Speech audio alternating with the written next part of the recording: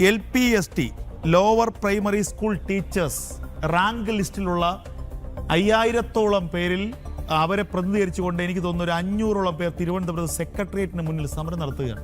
അവർ മണ്ണ് വാരി തിന്നാണ് സമരം നടത്തുന്നത്. മണ്ണ് വാരി തിന്ന് ആ മണ്ണ് വാരി തിന്ന് നടത്തിയ സമരത്തിനെ അഡ്രസ് ചെയ്യാനോ ആ സമരത്തിനെ കാണാൻ പോകാനോ ഈ VD സതീശനോ PC വിഷ്ണുനാഥോ ഈ പറയുന്ന വിദ്യാഭ്യാസ മന്ത്രിയോ ബിന്ദു കൃഷ്ണനോ തയ്യാറായിട്ടില്ല, ഇതുവരെ തയ്യാറായിട്ടില്ല. അപ്പോൾ ഒരു മനുഷ്യൻ ഇന്നത്തെ ആധുനിക കാലത്ത് മണ്ണ് വാരി തിന്നുക എന്ന് പറഞ്ഞാൽ എത്ര ഗതികേടാണെന്ന് ആലോചിച്ചോളൂ. അത് പ്രതീകാത്മകമായി തന്നെ ചെയ്യുകയാണെങ്കിലും എത്ര അപരിഷ്കൃതമായ അവസ്ഥയിലേക്കാണ് ഇത് പോകുന്നത്, നിങ്ങളൊന്ന് ഓർത്തു നോക്ക്. അപ്പോൾ ആ സംസ്ഥാനത്തിൻ്റെ ഒരു ഗതികേട്, ജനതയുടെ ഗതികേട്, ആ ഇത്തരത്തിലൊരു സമരം നടത്തുന്ന ആ ഉദ്യോഗാർത്ഥികളുടെ ഗതികേട്, അത് മുഴുവൻ ഈ രാജ്യത്തെ സംസ്ഥാനത്തെ മാത്രമല്ല മലയാളികളുള്ള ഇടങ്ങളിലെല്ലാം തന്നെ കാണുകയാണ്. അവരുടെ ഒരു അവസ്ഥ നമ്മൾ ആലോചിച്ചോണം. നമ്മുടെ സഹോദരിയോ നമ്മുടെ ഭാര്യയോ അല്ലെങ്കിൽ നമ്മുടെ മറ്റ് ആരെങ്കിലും ആയിരുന്നെങ്കിൽ നമ്മൾ എന്തായിരിക്കും അവസ്ഥ?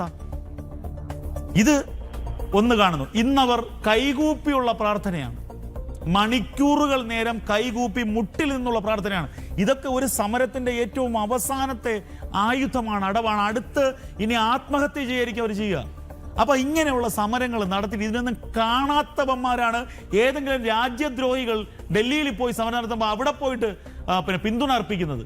എന്നിട്ട് ഇന്നലെ പോയതോ മുണ്ടും പൊക്കി എടുത്തിട്ട് നമ്മുടെ മന്ത്രി പോയി വിഷ്ണുനാഥ് പോയതങ്ങോട്ടാ നേരെ പോലീസിന്റെ വണ്ടിയിലേക്കാണ്.